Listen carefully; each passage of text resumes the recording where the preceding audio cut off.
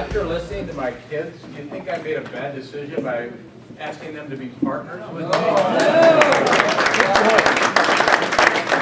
This is the kind of book Andrew just blows through on a weekly basis, okay, just to tell you about that. And I don't know if you picked up, but Philip was a professional poker player at one time, and he used the word odds more than once, I noticed. Playing the odds, right? Well, he knows how to do that. So I'm blessed and appreciative of these guys being on the team together with them. So buy and hold, the big challenge is property management, unlike if you just acquire and flip, and it's also finance, right? There's two real challenges to buy and hold, no question about it. Property management, I think you got an earful about, you know, if you don't manage, you don't make the money, you know.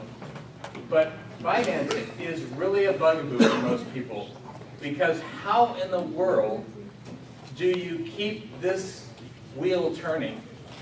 You know, you put out all your money on this property, you rehabbed it, okay, where's the next, you know, capital going to come from? Is that an issue for you? Yeah. Anybody found that to be an issue? Okay, you're not alone. Now, you've got to get comfortable with something. My mom, I love her to death. She's 86-year-old, so is my dad. And she was born in 1928. She still has a hard time calling long distance. Just can't hardly pick up the cell phone and call long distance, all right? Except it's more expensive than a phone call.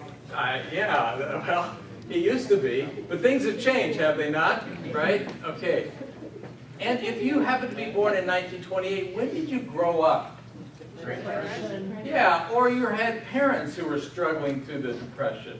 People went through the Depression. What was top on their list in terms of life? Yeah, surviving was pretty high. Where am I going to get my next meal? And can I pay the heat bill to keep it on, right? What are those people who went through the Depression, or 2006, 2007, 2008, what do they think about debt? It's all bad. Well, I'm here to tell you, to do a buy and hold real estate, the ideal investment in the world, you have to get comfortable with that. You have to find a way. And if you were what do you call them, a 2005 baby? You know, I mean, you kind of, that's where you cut your teeth and you got burned bad. You've got to come back into the marketplace. You've got to find your way back. Some of us were really hit hard on that. I realized that. We were able to get through because we had good equity that built up from many years past, or we would have, you know, we would have had difficulty too. But debt is the thing that makes the difference between you making a profit and making a fortune. It truly is. Other people's money is how you can leverage your investment. If you do it wisely, you can leverage it to great, great wealth. So, you've heard the thing that a person with the most toys wins. I really do think it's the person with the most debt that wins. I had a period of time I went through my Excel spreadsheet looking at my properties, how much was owed and how much was owed against on them, or how much they were worth, how much was owed. And I said, I'm just going to look at the debt column. I'm good at that. I'll just look at the debt column. As the debt column raises and I'm still here, I'm still making my payments, that's all I care about, right? I didn't really care about how much I was worth. I cared about how much I owed, because that told me something. It told me how much I was worth, really. You want to owe as much as you can. All right, I'm rearranging a few things here, right? Well, yeah, you had a little conniption fit on me there. Yeah. The reason why... No, I don't want to hear the reason why. I don't want to hear it. No, I wouldn't keep track of it, and my office manager, just on Tuesday when I met with her, told her I bought her fourplex, she goes, that now puts you over the limit. I go, what's the limit? And she told me, I went, oh my God, don't tell me. All right, well, I'm thinking the limit's somewhere between 500 million and $1 billion, somewhere like that. You know, people have a lot of debt, often have a lot of assets, do they not? Yes. Or they would be in the poorhouse and declaring bankruptcy. And that does happen occasionally because people make mistakes on every level of the financial spectrum. But, oh yeah, we talked about this before, right? There's bad debt and there's good debt. We didn't really talk too much about the difference. Bad debt is the kind of debt that is a depreciating item. I just want to reinforce that again. We're not talking about having a lot of bad debt here. As a matter of fact, remember that blue 1981 Toyota pickup truck? I own that. I bought it for nothing. I bought it for $2,000. All right, in the Ford Granada trade. I owned it for 17 years. Oh my Yeah, gosh. all right. Because I didn't want to buy anything else. One, I had a work truck. Two, what do I need? You know, a Honda Civic or a Honda Accord or Toyota Corolla. Well, I've got all I need here. I think I wasn't a child of the Depression, but somehow I reacted against just an unwise use of money. And I always have. I've been called a cheapskate once in a while. Some of my kids have had to endure some of the vehicles that we've owned. I won't get into numerous stories about that, but it's kind of like, yeah, Dad, we gotta have. What year was that made in? I didn't have a remote control on a car until 2 years ago. It was the first time I had. Yeah, these are pretty cool. Kind of pretty convenient now. In fact, I didn't get into the 2000s in my vehicles until I think 3 years ago. I actually moved over to the 2000 year. And that's been a pretty cool thing for me. I realize that there's been a lot of changes in the last few years. So, it's to each his own. There's no judgment here. But, the more that we can limit the bad debt in our lives and focus on the good debt. And what is good debt?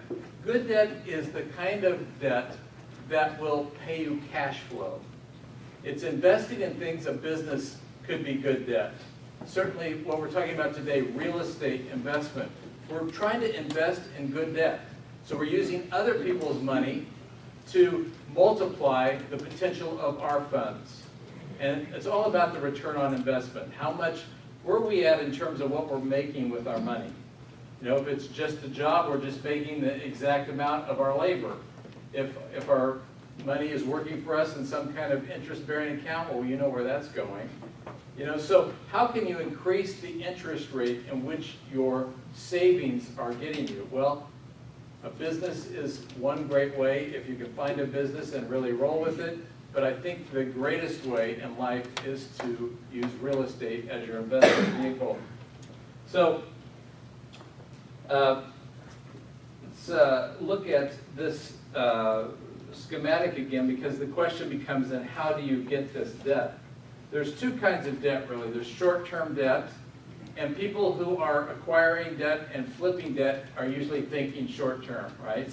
Because they can go out and it's not that expensive even to get hard money if they feel like they have a good margin on the property that they're buying.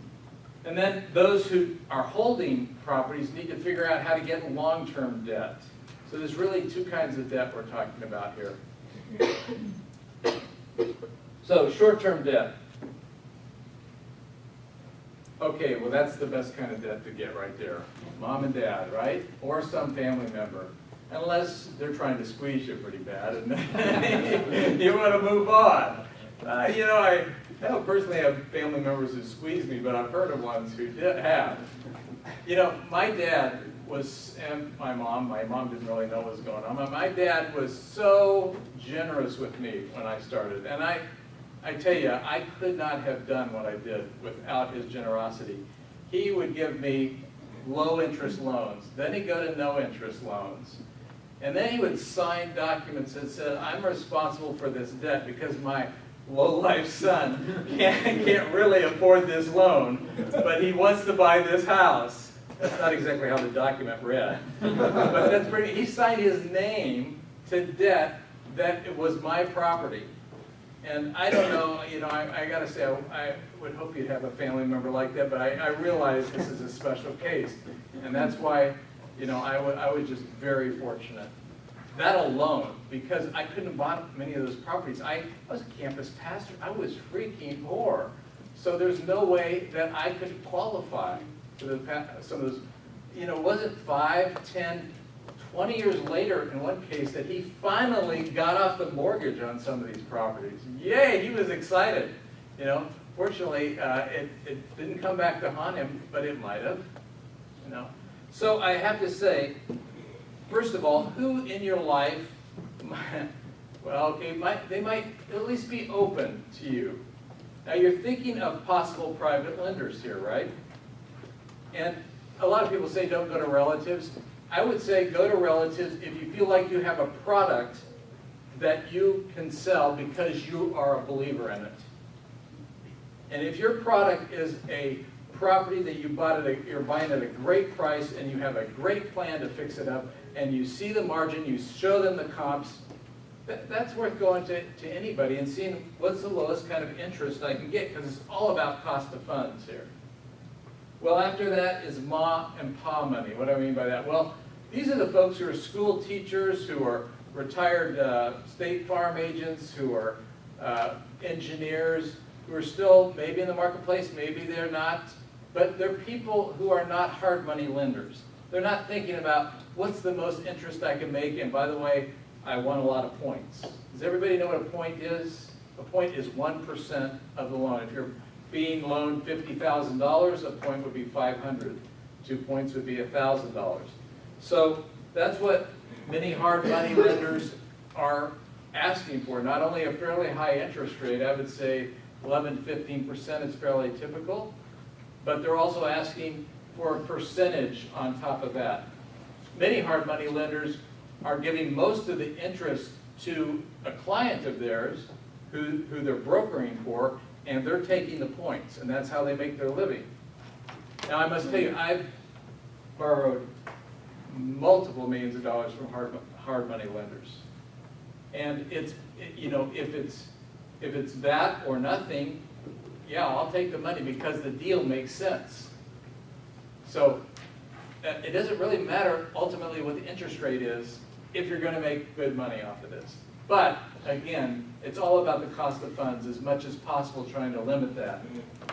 Finally, if you can't find anybody else as a short-term lender, how about an equity partner? We had a conversation over here with Steve and another gentleman. I'm sorry I missed who that was. But so we were talking about, who was that? Somebody back here. Yeah, what's your name? Yeah, it's you. Pat. Yeah. What's your name? Pat. Pat, that's right. We were talking about that very issue, weren't we? Pat's a contractor, and he has lots of skills, and he can, you know, he wants to partner up with somebody to be a funnel, to bring the money in, so he doesn't have to worry about that. Find the deals, to provide the expertise in overseeing the rehab of the deals, and wouldn't it be possible to find somebody who's kind of tired of 0.02% interest on their CDs, who might be able to partner up with Pat and say, I'll tell you what, you know, you provide me the product, you provide me the expertise, I'll provide you the funnel of money. That's kind of splitting things with an equity partner. Now, possibly you would give them a little bit of an interest rate even. You might give them 4%, 5%, 6%, I don't know. And then a percentage of the deal when it closes, like if it's flipped, or work something out if you want to have it appraised and what it's going to rent for. And so you can figure this out. That's not a bad way to go to start you up in a buy and hold kind of investment strategy. Do some of these make sense for you? Do you think, could you see yourself doing one of these? Okay, there's ways to do this. Again, you can't find a better market than Kansas City to make a buy and hold strategy work. If it can't be done here, it can't be done anywhere in the United States. Just because of the rent-to-cost ratio is so good.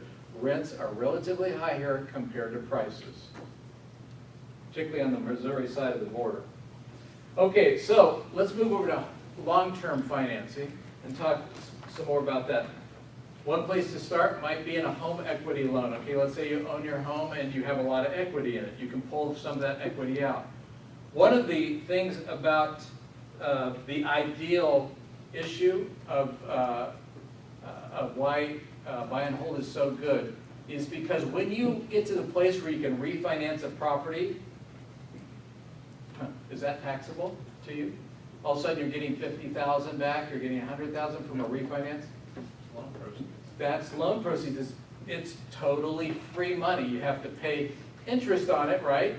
But it's all of a sudden you've gotten this huge amount of money that came in that you can now multiply your investment, opportunity with. So now, some of you may have a home that has a lot of equity. Some of you may even have a home that's paid off and it's free and clear. You can get a very low interest home equity loan at this point. That is an option for keeping the ball rolling, keeping the wheel rolling. Subject to the existing financing. Probably a number of you have heard of this.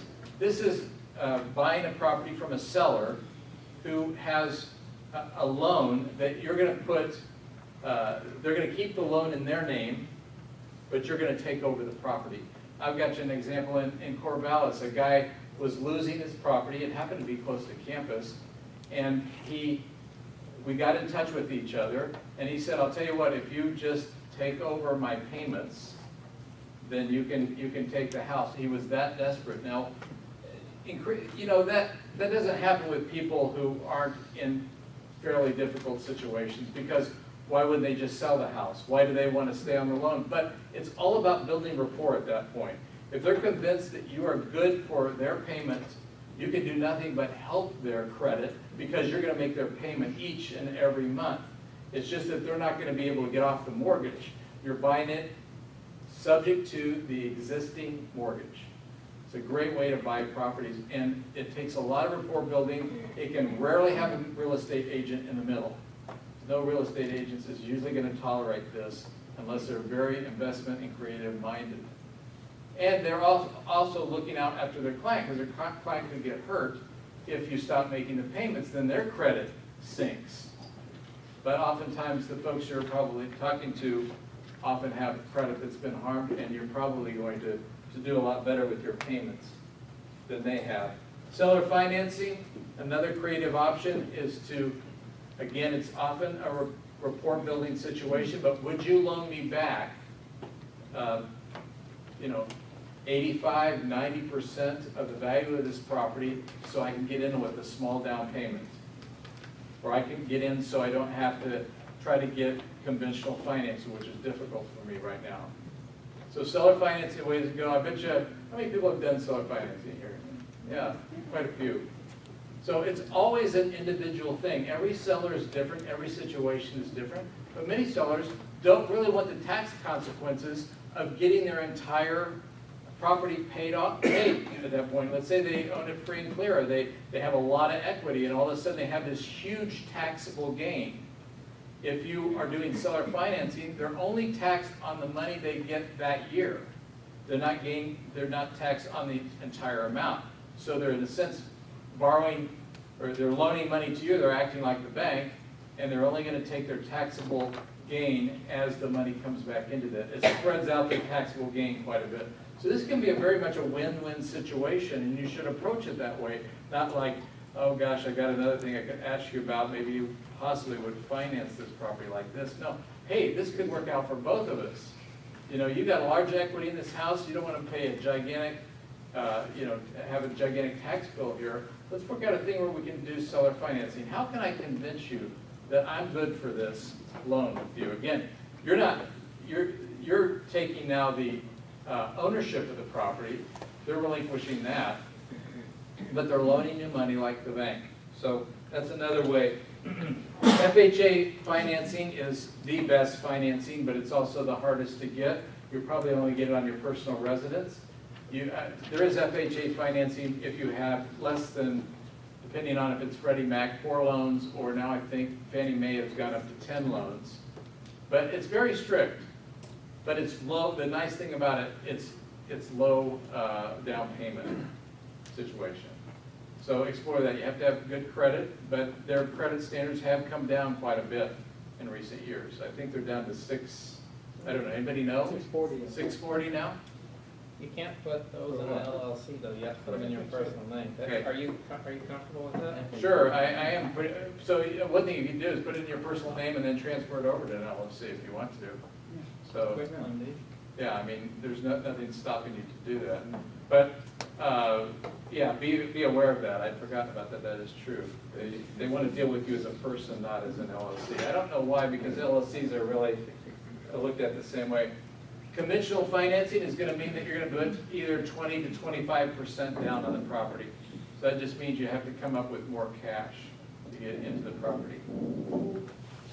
Now, again, an equity partner might be the way to go here, because an equity partner, if you find the great deal, and that's what you bring to the table, and maybe you bring some other expertise such as construction, the equity partner can bring the money to the deal, and they very well could finance the difference between the loan and what you need to put for a down payment on the property. So again, a great win-win situation for money bags and the person who is going to be the scrambler looking for the property, the bird dog, the person who's hunting down the deal.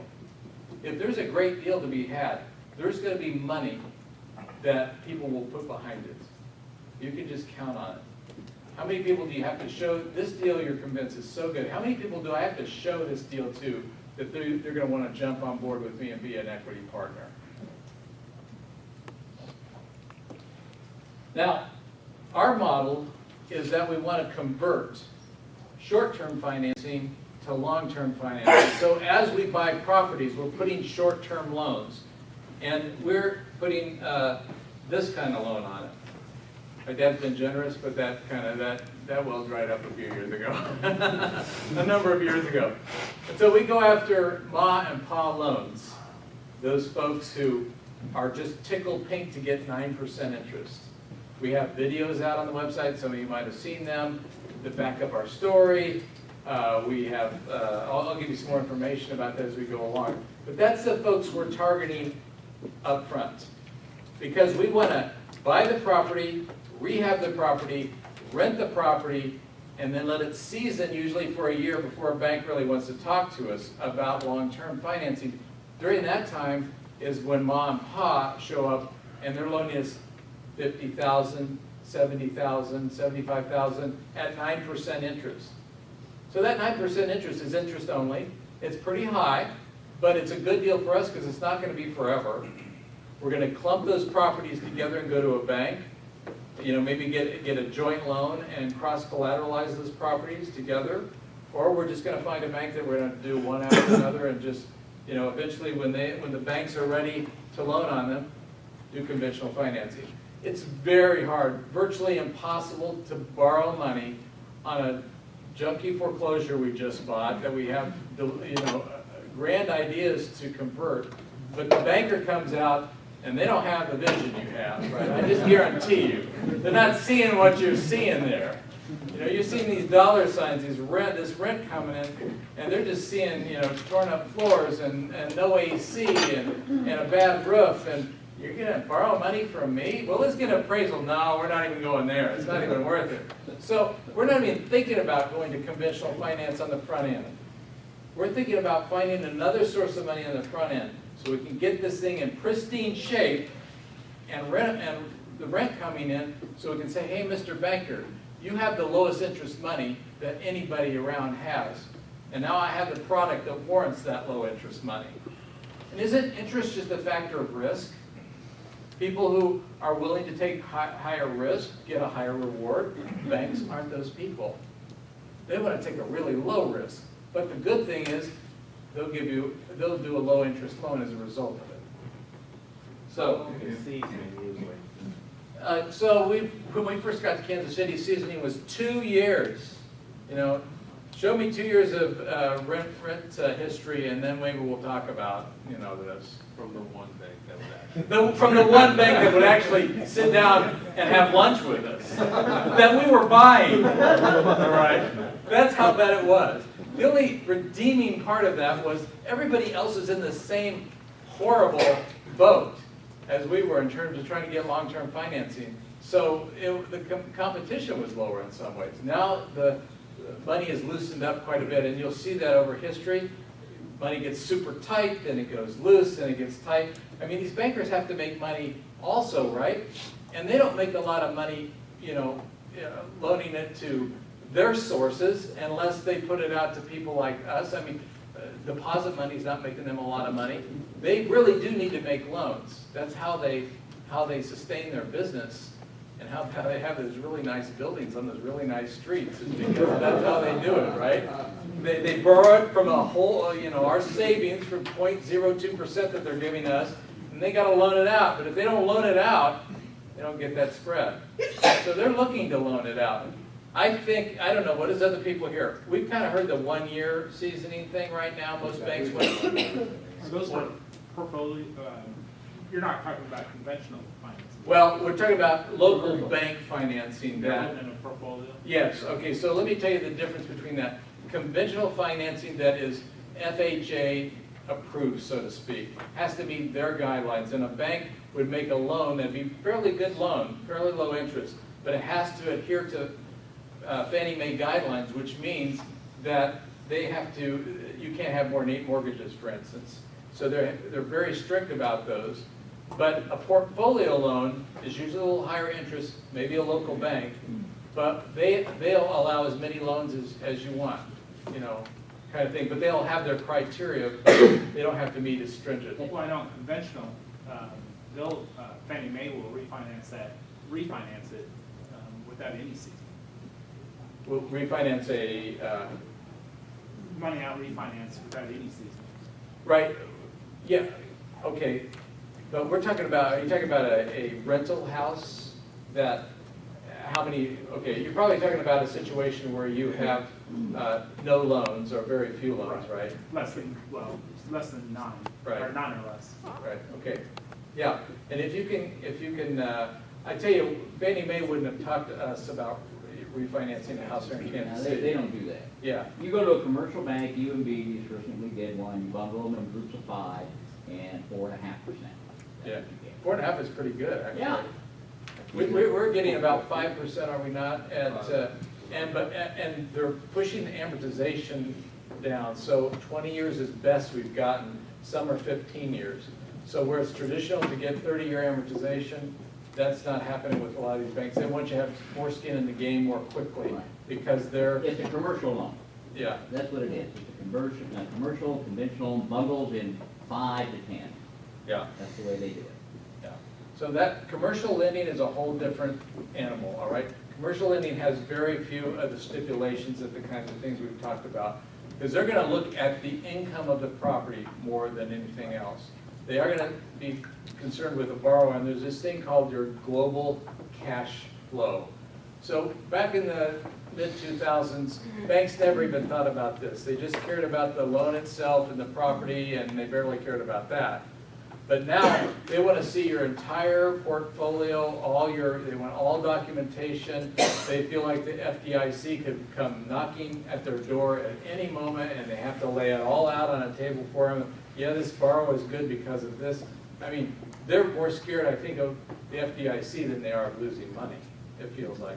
So they're very regulation oriented. But a commercial loan, even though there's more regulations than there used to be, there's more flexibility there as well. And you can bundle loans. We're actually trying to bundle a commercial loan of about 85 properties at one shot. And those are unusual lenders who will do theirs. There's only a handful of lenders in the United States who would look at a package like that.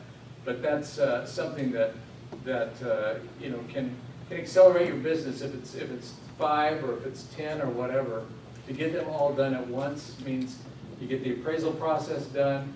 You're dealing with one lender. They're probably cross-collateralizing it all on that package of loans, and you're moving on. But for us, it starts us with the short-term lending, that goes and converts to the long-term lending. And that's what we want to see here. You got your front side financing and your back side financing. So somehow, as a buy and hold and real estate investor, you've got to figure these two things out. Does that make sense? What are you going to do on the front side? Where are you going to get your funds or your partner? And then what are you going to do on the back side when you convert it to a long-term hold? Because that's going to make it for you. And if you can't pull money out of your pocket all the time, which you can't do, what the offsetting feature here is you've got to have equity in the property, right? So you've got to buy that property and have rehab that property in such a way that you have 25 to 30% equity when you're finished with it and renting it. If you do, that's your down payment right there. And we have multiple times have banks loan us 100% of what we bought and rehabbed the property for. And the reason is because we have that equity after a year in the property. And they do an appraisal, and that's the thing, after a year, an appraisal can come in, and the appraisal is not based on the original price we paid for the property anymore, but it's based on the value of the property right this minute. And that property now is worth 25 to 30% more. Yeah. Yeah, is that conversion from short-term to long-term financing, is that pretty much guaranteed a bank will take that? Well, it's pretty much guaranteed that if you have a reasonably good credit score and a good track record, and you can, and the appraisal comes in after a seasoning of this loan, appraisal comes in that shows that the property is worth $100,000. You only have 75 into it, but they're willing to loan 75% LTV, loan to value. Then they're going to loan you $75,000, and you're going to walk away from that not having really spent a dime of your own money, right? And making hopefully $100 a month in rent. That's an infinite return. And that kicks in I, which is that $100, the income. It kicks in the D, the depreciation, taxable benefits you get, the equity buildup over time because you're paying that loan off, the potential appreciation that I think in Kansas City, could you tell me, is it 5% maybe right now, as much as that? 4.4 to 4.6%. Okay, no, we can't, it might go to 0 tomorrow, but 2 to 5, depending on the location. yeah, something's happening there. I think prices are rising, so hey, that's a good thing. And finally, leverage. So all those ideal things kick in, and you've gotten all your money back. Now that hasn't happened instantly. It's been a process of a year at least, while you rehab, you've purchased, rehab, rented the property to a good tenant who's paying good, and a bank. Mr. Fraser comes in and he says, yeah, this is what this is worth, and the bank says, okay, we'll sign off on that. Now, some banks are reticent to give cash back. Anybody run into that problem? Yeah, they'll do it. No problem. Some well, it depends on the loan, okay? Depends who you talk to. Go talk to more than one. Okay. If you do run into this problem, find a way to put debt on the property. Even if it's your dad, you're gonna, oh yeah, dad comes back into it. You're gonna loan me money, right? Just put it on the property for me, all right? And you're now you have a, the person might have a first position who loaned me the money originally, but now there's this extra money I want to get from the bank, and they don't give cash back because they think I might go to Tahiti with this cash and blow it unwisely, so they're not going to give it to me. So I'm going to have somebody bring in debt on it, and everything's going to pay it off, and somehow I'm going to get that money back, as well. There's nothing wrong with that. It's just that they don't want to pay me. They want to pay some creditor off, so I don't get the cash. That will happen to you occasionally. It's a cash back issue.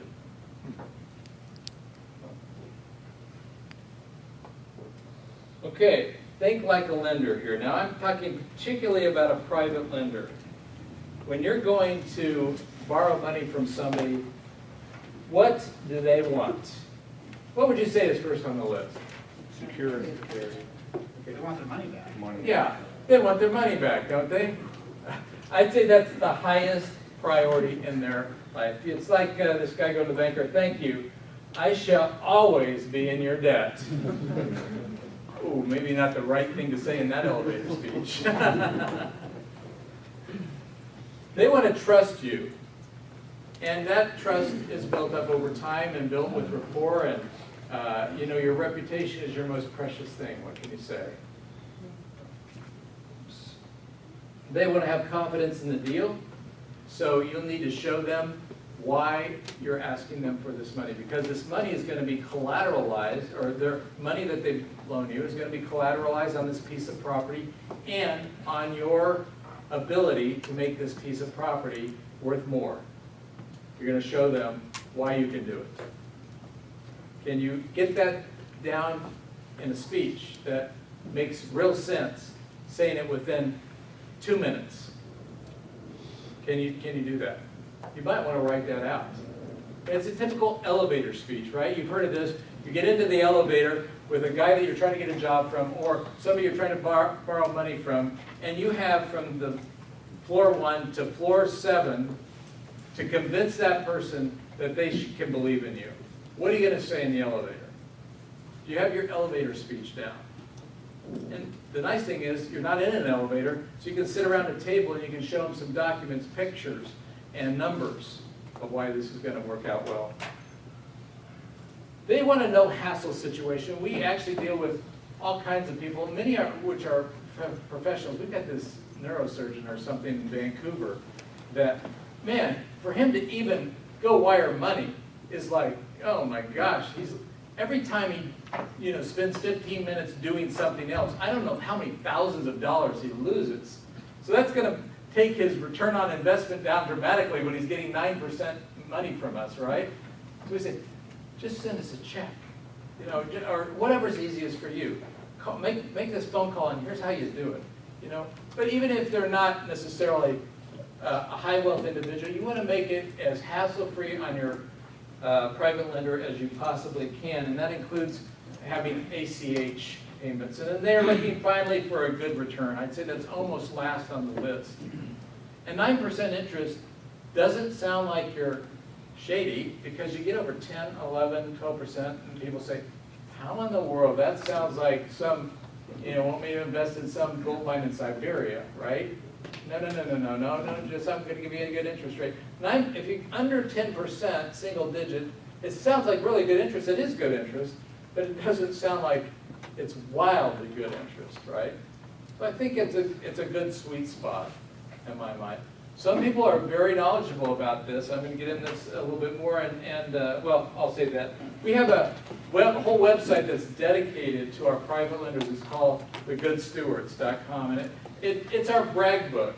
It's our, we have videos on there. We have all kinds of, kind of a prospectus. We have things that we've done in the past, and some testimonials. Just the whole thing. You don't have to have a website dedicated to it, but if you had a little nice portfolio of maybe people you've dealt with before that said some nice things about you, or you showed, I've done these 3 projects and this is what happened, here's the numbers. This one I didn't do so well on, and here's the reason. I learned this lesson from this. Be really honest, and people appreciate that. They're assuming that you're going to stumble along the way. They just want to know that you're reliable and trustworthy. And communication is critical. You never don't return a phone call or an email or a text message to somebody like this. Now, who could be private lenders in your sphere? See if I'm to that place. Yeah. I would say, let's start with this. Let's see if I'm here. Yeah, isn't this the truth? You'll run out of money before you run out of deals. Write a list. Say I'm going to put down 50 possible people. Do you think you'd come up with 50 people who could possibly be a private lender to you? You've got to start writing them down. Okay, I want you to write 3 names that are possible right now. Just write 3 possible private lenders. Now I have to tell you this, don't prejudge anybody. I'm going to get to this in just a moment. 3 possible private lenders in your life. Just write their first names down.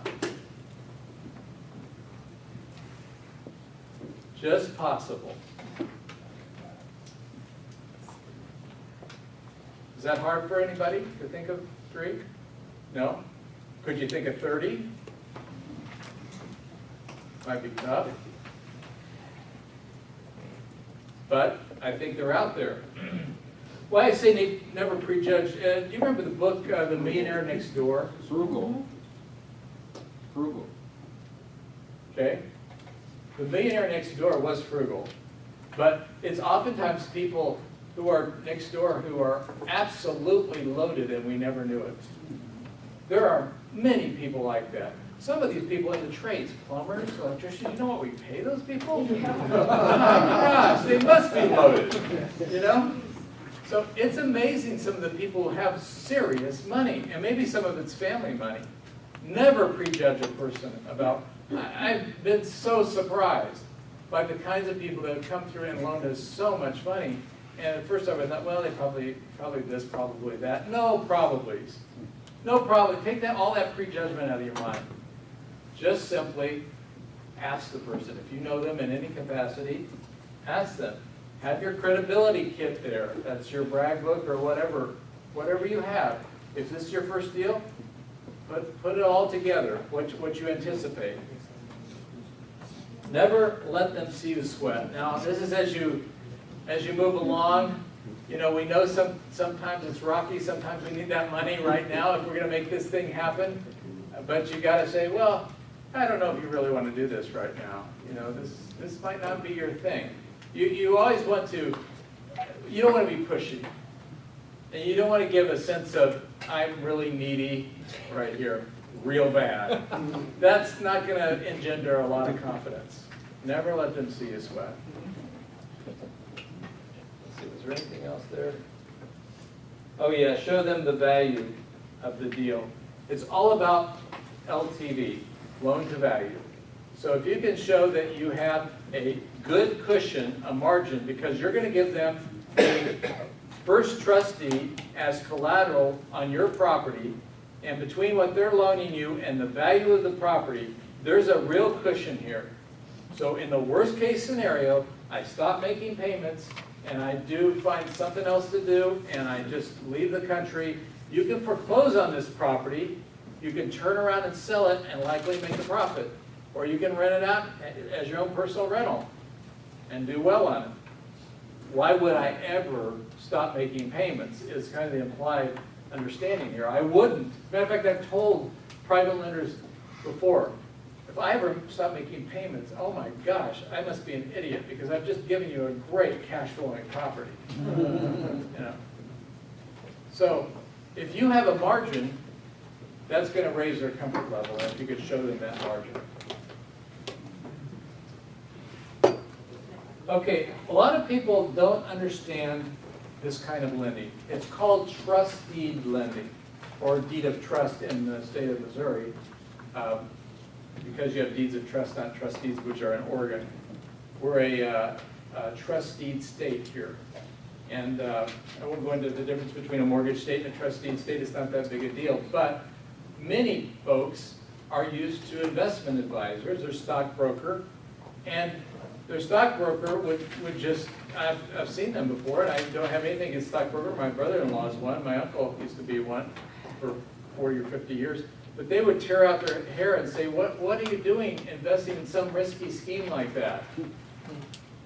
Here, invest in stocks. They're a sure bet. You realize they can't make any kind of commission on this kind of lending.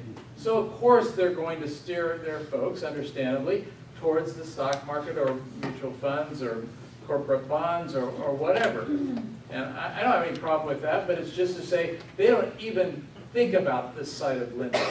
And consequently, most people don't realize, for instance, they have a lot of money in their IRAs that might just be in cash or might be in the stock market, and they feel, hey, I think the stock market's hit its high. I'm kind of thinking it's on the way down rather than the way up. I would love to put it in something else. I have no idea what to put it in. And even most IRAs aren't set up to allow you to put money into trust deed lending, except you can start a self-directed IRA. And we've worked with many people to convert their regular IRA 401k into a self-directed 401k. And that means that they can decide where they want to put their money.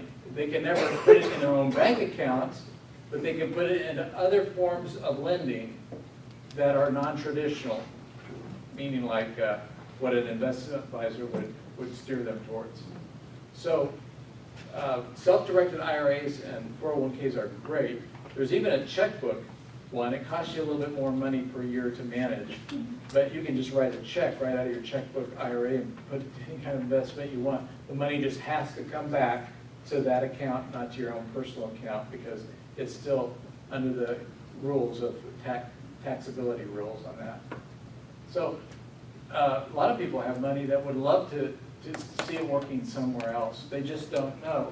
And an investment broker is not going to tell them what kind of an investment is a private loan. It truly is a loan that's collateral is based on a piece of property.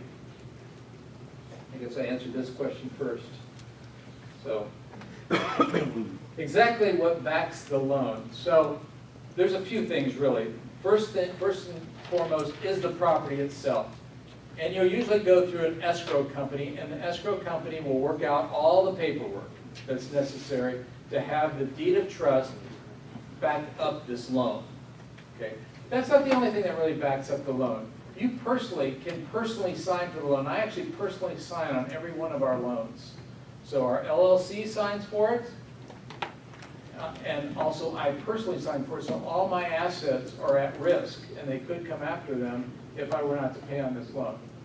And then finally, what backs up this loan? Well, our relationship backs up this loan, and I'm not going to jeopardize, my reputation over missing a payment or trying to withhold some money from you.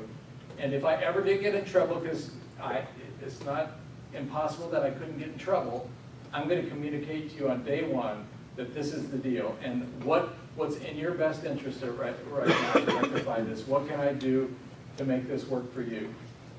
And that's true. I would do that. I'm not going to hold back. I'm not going to force them to take me through foreclosure, any of that kind of stuff. If I ever got in trouble, I'm communicating to them day one, I'm in trouble here. Do I have any liability as a private lender? No. That's one of the great benefits of being a private lender. You have no liability. You're not on the deed. You don't have to have insurance. Only the owner has liability on this property. If the tenant, resident falls and hurts themselves, not going to come back on the private lender. Think of them like a bank. Bank's not worried about that, are they? They're not worried about what might happen in terms of somebody hurting the property. That's an insurance company matter. Just so, a private lender doesn't need to be worried either. What if I have an emergency, a private lender is asking, and I need the funds back right away? Well, we usually ask for a 2 to 4 year period when we borrow money. But we so seldom see that private lenders want their money back. We actually have a 30-day rolling thing that if you want your money back, we'll give it back to you in 30 days. We pretty much can put in another private lender in their place. And I tell you, we looked at it over the last 2 years, and we have numerous private loans, in the hundreds. Over the last 2 years, we had one private lender ask for $40,000 back early, and we had 4 private lenders ask for like $10,000, $5,000, $15,000, just because they needed some extra cash. Right? We were happy to do that, and we're able to move other private lenders into their loan. So I don't think, to me, and I realize if you only have one loan and you have limited resources, you got to protect yourself. So you might want a 2 to 4 year window. That should be plenty of time to get this refinanced with a conventional lender. And you tell them right up front, this is what, I'm not like a flipper. So flippers borrow money, and we've been flippers, borrow private money, and they turn that money around as fast as they can. It might be 60 days, 90, 120 days, however long it takes to sell the property. I'm actually going to keep your money longer than that. You're going to like the fact that I am, because we don't want to go through all this paperwork. You want your money out at this interest rate. You don't want it back. So I'm going to probably keep it for a year minimum, and maybe as much as 2 years. But then, when I refinance it, I'm going to ask for you back on another property. So the cycle just continues. I go back to the private lender and borrow for this property. We refinance it a year later or so. We go back to them because they've got their money back now and say, oh, I've got this other property. Could you put it on that? And they say, where were you? You know, it was 15 days between when I got paid off and when I get the loan again at 9%. We have people getting upset with this, and I feel a little bit of personal responsibility to keep their money working at interest, all right? What are your long-term plans? I think I just described them. Again, our business model is pretty straightforward. Short-term financing for a year or so, and then we try to convert that into long-term conventional financing, and you'll be paid off. Then we'll want to reborrow again, we'll be knocking at your door. Okay, so I think I'm finished. Why don't we have the three of us come up? And if you have any questions about private lending or about any of the other aspects of what we talked about. We're going to pass out some of our some of our materials. You know what? One thing I did, sorry, I didn't get through this. But let me go through this. What's our time? What's our time? Okay, great. Yeah, please pass this out. This is our lending packet. It's a 2-page emailed attachment. I'm going to go through it here with you. This is the top half of it. This is a property we recently bought in Raytown that we were just tickled pink to buy. It's for $50,000. A lot of competition on it. We were able to get it, but what's that? Look at that house. You'd look at that house, yeah. These houses are out there, folks. That's why Kansas City, you can't be in a better place. This is ground zero for cash flow properties. All right? So join us. All right? We want the competition. You know, we desire you being out there looking at properties with us. Okay? So I know some of you are. I've seen you out there. Right? But so this is the top half of what a private lender is looking at when I send it to them in the email, or one of our guys says. They're looking at the basics of what this property's purchase price is, the rehab cost. Sometimes we are more specific than just $30,000, but and then the total amount. And now we're asking them to loan us the full amount on this property, $80,000, because our case is that that property is really going to be worth, when we're finished with it, at least 25% more than the purchase and rehab price. So there it is. We've got some more pictures. If you see the lending packet, there's more than just one picture on it. But that's where it starts. The bottom half of this page shows them a few more facts. It just kind of shows us the $80,000 at 9% is $600 a month. That's what you'll receive. And compare us to other possibilities. The Dow Jones actually performed better than that. This was done about 2 years ago, so it's better than 3% in the last 10 years. But there's what a CD is at, or a treasury bill. Now this is really, and we can't always get this, but the previous sale price, just, you know, people just say, wow, sometimes. And you can't always get this information, but this house actually sold at the top of the market for $132,000. We're buying it for $50,000. It's an $82,000 difference. You see how it might not be so difficult to make the case that we're going to have a good margin on this property. Your money is safe. This is the top half of the second page. We do a little comparison to other properties in the neighborhood just to give them a feel for what this neighborhood's like. And again, you can send them comps. You don't have to send them detailed comps. They're not probably poring over this information. Many of them will probably make a Google map search and they'll say, I'm good, you know. Probably how it'll go. This is the bottom half. Of the second page. We just say what we like about this deal. So, our lending steps: decide on the loan size, determine the collateral, complete the paperwork, and set up monthly ACH payments. Again, we wanted to make it hassle-free. They're going to take that $600 right out of our account every month. We're not going to know about it. They're not going to know about it, except they'll see it hit their account every month, same day. By the way, visit us sometime down our office, 7215 Troost. Most of our loan sizes, by the way, are between 40 and 80. Matter of fact, that's almost the exact. I don't think we've ever borrowed anything more than 80, and we don't go under 40 anymore. I imagine we will start borrowing some money. Have we ever had a loan up more than 80? I can't remember one. Maybe 185, I don't think. Yeah. So that's about the top end. Are you getting appraisals, or are you just going? No. No appraisals? No, when we get to the conventional, the long-term financing, definitely there, but not ahead of time. Just real quick, we'll end it up with this. That's a note and trust deed. So a note is simply one of the terms of the deal, 9% interest over 2 years or 4 years or 3 years, whatever it is. And their address is, we have no prepayment penalty, so if we want to pay it off early, we can with no penalty. And that's about all that's there. And then at the bottom part, you'll see is my personal guarantee where I sign that I'm also personally pledging myself on this loan. This is the first deed of trust. It's about 4 or 5 pages. This paperwork escrow companies deal with this every single day, and they'll be able to help you work through that. There's evidence of insurance. So if the property burns down, the lender's going to want to know that you don't get the proceeds and can do anything you want with it. But if they're put on the policy, your insurance policy, as an additional insured, they get a say in how that insurance is going to be used, that insurance proceeds. So we give, yeah. The note and guarantee, where would I get something in a form like that? We'll give you a copy of one if you just want to take our email address, we'll send you one. That one we did work out ourselves, our lawyer helped us work it out. They do have standard ones at stationery stores even that you can get, or an escrow company probably would have a standard one. But we'd be happy to give you ours as well. We give you all the paperwork if you want to. And then finally, step 5 is you need to account for their loan. So you need to set up a mechanism that you are giving them yearly statements for tax purposes, because the interest that you give them is taxable to them. So again, you want to be good with your accounting. If you feel that this is an overwhelming process to set up the servicing of this, you might go to a servicing company that might charge you $15 a month to do this work for you.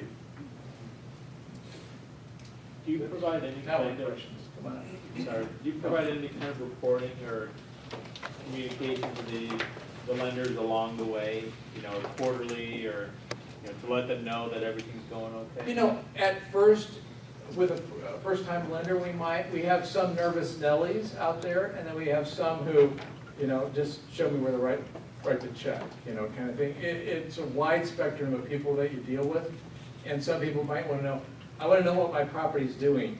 Well, it's kind of weird because they're really not a co-owner, right? They're a lender. And a bank's not usually calling you up and saying, well, how's our property doing out there? You know? But I understand the feeling of it, because they kind of feel attached to that house because they're loaning against that house. If they want that, want you to be in communication with them, there's nothing wrong with that. Sure, I'd do that. We have a sort of,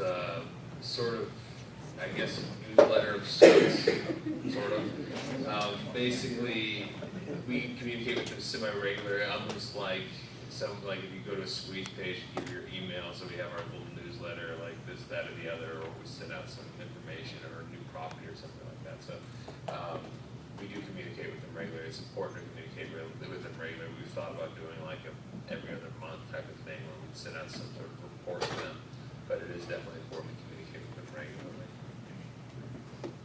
How do you work out the timeline with trying to secure a lender like this, because a property comes on the market and You want- by the time you that's put a- something together? That's an excellent question. You need to do your private lender hunting up front, you know, because by the time you get that property, sometimes you have to move very quickly. So I would, you know, test the waters with 5 or 10 people and see who might be out there. If I brought you a really good deal, you know, would you come on board? Do you have the funds? Do you have the means? Do you have the interest? You know, do I have the rapport with this person to ask them? So I would do as much of that up front as you can. So when you come to that day, and then again, good deals don't just fall in your lap. They're negotiated. And to negotiate, you've got to go in with confidence. And to have confidence, you've got to know you can close this deal. And to close this deal, you need that money, those funds. So there's nothing good about an unconfident negotiator. You need to go into a negotiating session knowing, I got the money behind me, no problem. And we can close tomorrow if you want. You know, I'm good with that. Of course, you really do want a couple of weeks here, but having that kind of confidence makes a huge difference in negotiating. So do this private lender work up front. I'd also look for fallback options. Usually, if you line up some private lenders who say, yeah, I'm definitely very interested ahead of time, you cannot assume that they're going to go through with it. So you want to have more than one. So don't stop looking for them. And even if you have a property under contract that you realize afterwards you can't get a private lender, you can't do it long term, it still might be a good flip, and maybe a hard money source is the best way to do it at that time. As we said at the previous meeting, flipping and holding, doing both is one of the best ways to get into buy and hold. That's how John, our former intern, was able to do it. Real quick, I want to say, I know this isn't an option for most people, but we have at times closed properties with our own cash before we do get the private lender on board. I know everybody can't do that, but if you have that cash available, it's nice to do that. But you don't want to keep that cash in the property because then you can't buy the next deal. Or home equity line of credit. Yeah, or home equity line of credit or other things like that. What about proof of funds though, initially? You might have to use somebody else's proof of funds. So again, they might need to be on board with you before you do this. Yeah, got a question? So what you're doing is you're matching just one lender to one property? Yes. So we give, in Kansas City here now, in Oregon, we've done seconds, thirds, and fourths on certain properties. There's nothing saying you can't ask for a junior lien. If you have enough equity in the property, it's cash flowing very well, you could ask for somebody to come in a second position. But in Kansas City, because of the nature of the, the loans that we're asking for, the size of loans, they're all first position liens. People understand that, so you have a first position, you potentially have a second position coming after it, even a third position, and that has to do with how secure you are on the property, what position you're in. Yeah. With all of, this is a personal question, but just on the numbers, if you do this right and you're financing 100% like you're doing, how much can you make your net equity grow in a year's time? Just on a balance sheet, what's the goal? You'd say. But do you mean cash flow, or do you talking for just, equity? Just percentage equity. If I've got my balance sheet says I'm worth $100,000. Basically, the management question of, hey, this is what my costs are, I'm getting my money. Well, you would not be able to take advantage of the principal pay down with an interest only. So you have whatever appreciation is, which is generally been about 4.5%. It's actually slightly more than inflation, but it's usually about that. So you have the appreciation percentage. In addition to that, you have your retained earnings, which is your cash flow. So you pretty much have those two things, and the third thing would be however much equity you have when you bought the property. So the margin that you had up front. Those would be the three things that you'd What's the goal that you have as a stewardship properties? What do we want, if we as a company have $1 million worth of equity this year, what's the goal after we execute this process next year? Is it 15%? Well, what we always need to, we have to think of it as someone who can do it buy and hold up front where we'll work with the 9%, and then when you think of a flip as on the back end, a flip looks for something at 70% of what they can sell it for.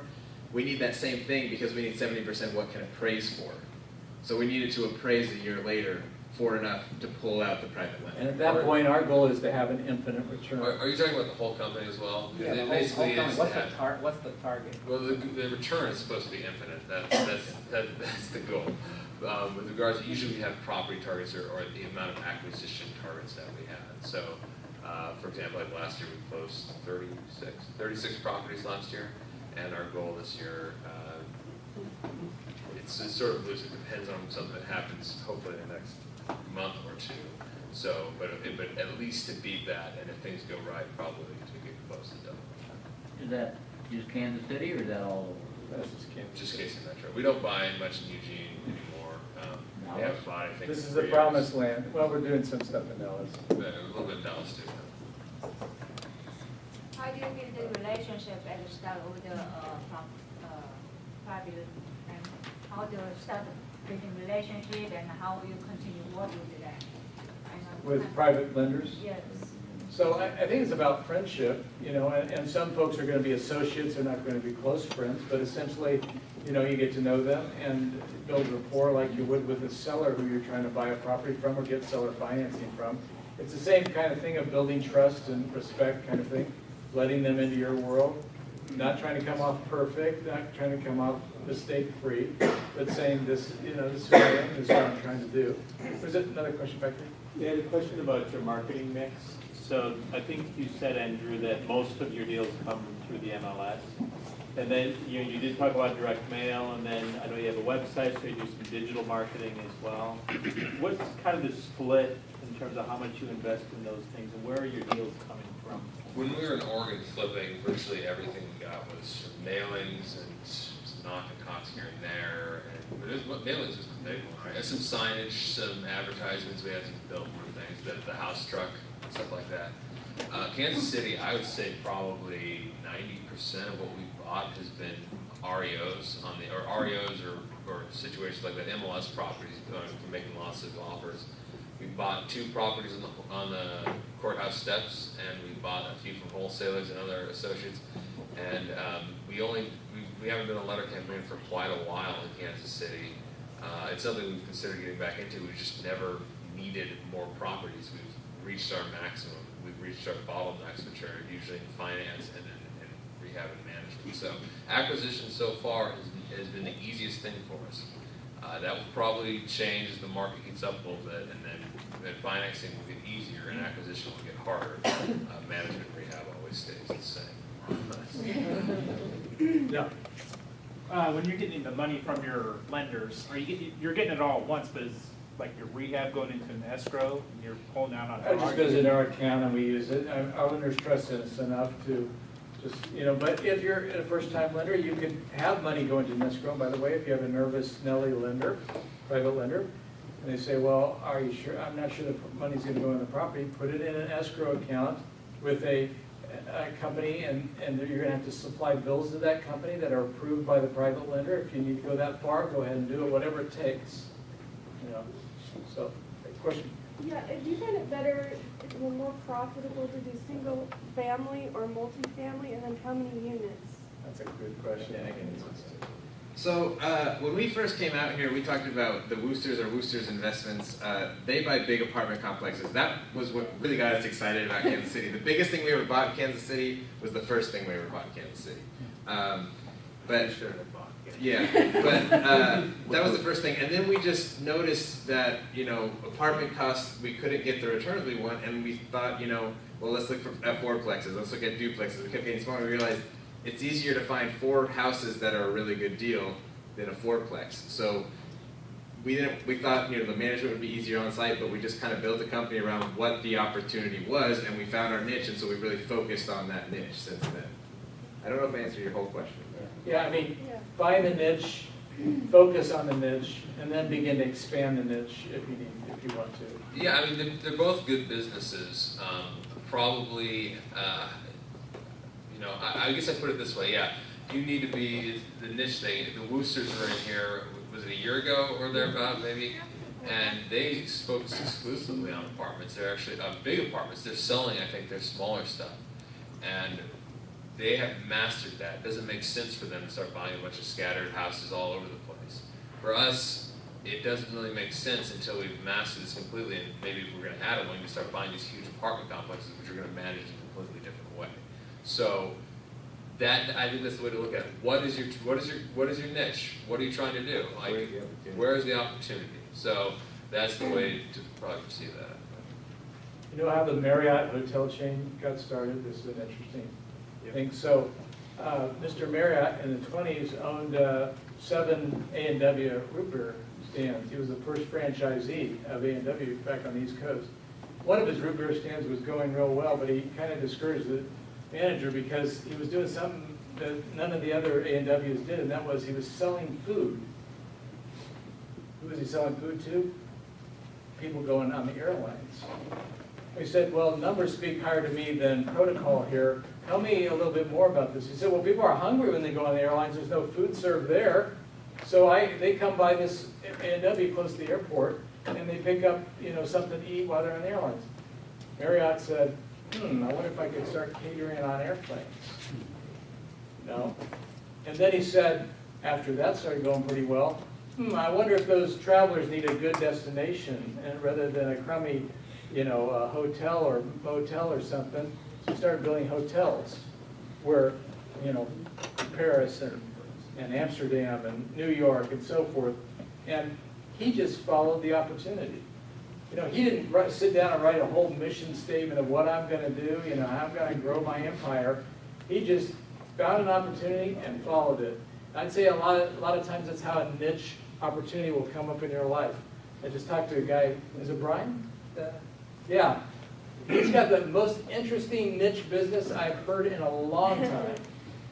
It's in the rock and roll industry. But, and you can kind of tell by just looking at it. He's got to be But, you know, it's, again, the riches are in the niches because you can become an expert in the niche. Where you can't if you start spreading yourself too thin. You're not the jack of all trades. You want to start out by being the jack of one trade. And that's exactly what happened to us. We came to Kansas City because we saw an opportunity with the rental costs and being able to do this business model. Is there a limit? A limit to what? Limit to how much can be lent? How wide do you want to go? No, how much it could lend you, let's say? No, seriously. Just bring your checkbook out and go. No, I meant seriously, like legally. We'll talk. Is there a limit? You were talking earlier about Fannie Mae about probably 8 or 10 properties. Is there a limit to like? Not a private lender, probably not. I mean, well, the limit is the number of properties we could find. The limit is how many deals The can we good- find, how many properties can we rehab, how many So properties there's can we no regulation? No, there's no regulation. Good question, yeah. Yeah, you're still doing flips, right? Or Not any longer. We are not, no, we haven't done flips since 2011. Yeah, we have not sold a single thing in Kansas City. So once your private lender ends their relationship with that property, well, let me ask it a different way. Is there a case where you continue that relationship with that same property where that lender is actually participating in the proceeds of the rental cash flow? There's a name for that type of arrangement. I can't remember what it's called. But no, we don't usually do that. We become an equity partner with me. it's sort of an equity partner. It's like a yield something, equity something like that. But that is definitely a strategy and something you could potentially offer to somebody. There's all sorts of ways to arrange a loan where, like especially for like when you're flipping a property, like they don't get paid until the end of it, and then they get paid a lump sum or something like that. So there are things like that you can do. We have had no problem just offering 9%, simple, very straightforward trust deed. A confused mind says no, so the more simple you can make it, the better, and the less you have to pay. We don't have to pay anything on the back end, so we just got to find a new property for the person to go on. So if you don't have to, don't complicate it. Don't pay more. But if it's somebody wants needs more to get in, and maybe that would be something. So the principal's paid back when you go to refinance after the seasoning 2 or 4 years? That's correct. Yes. So lender would receive the interest-only payment every month for the 2 to 4 years. Then they get their principal back at that time. At the time, a week or two after you refinance Well, and get the... Right at the refinance, they'd be sent a check. From the bank? From the escrow company that closed the loan. Usually, how long do you tax to pay back? How long do you take? Between when we borrow the loan and when we Yeah. pay it back? Well, I would say 1.5 years is probably average, something like that. How do you get good appraisals? In the housing market, even in Kansas City, in some areas, Appraisals are done by Fannie Mae, Freddie Mac, they control that. well, right, but what I'm getting at is, okay, you get a private lender and you fix the house and it's, in the same market, it's a $75,000 house, but there's 5 or 6 foreclosures within a mile, which drives your appraisal down. I mean, I always meet the appraiser after I let them into the property at least, and I usually drop some line like, about like somehow comparing it apples to apples. It is, I would say, a breach of their duty to compare a property that is fixed up and well done and rented to a foreclosed property that is $25,000. A good appraiser. A good appraiser would not do that. They won't do that. And I've only seen it once that I can think of. And so, but yeah, it's pretty rare. They're pretty good. So you might mention something like that, or throw out, you can state what you think it is, as long as you're not trying to influence them in a way that's like, oh, by the way, wink, nod, why did you bring the price in at this? But you can say, no, there's these comps over here, and that's kind of what I think it's worth. And a good appraiser should be like, okay, noted. So Brent comps. Yeah, you can do that. I mean, if they don't want to take it, they're more perfect. The thing not to do is you are not telling them what to bring in at. We're not asking them to bring it in at a certain price, and most certainly not giving them something in order to get it. But you have the right to your opinion, and appraisers usually, many appraisers actually want to hear what you think it's worth. Doesn't mean it's gonna come in. We probably ought to close it up right now, but we just want to give you a big hearty thanks for inviting us here. And we're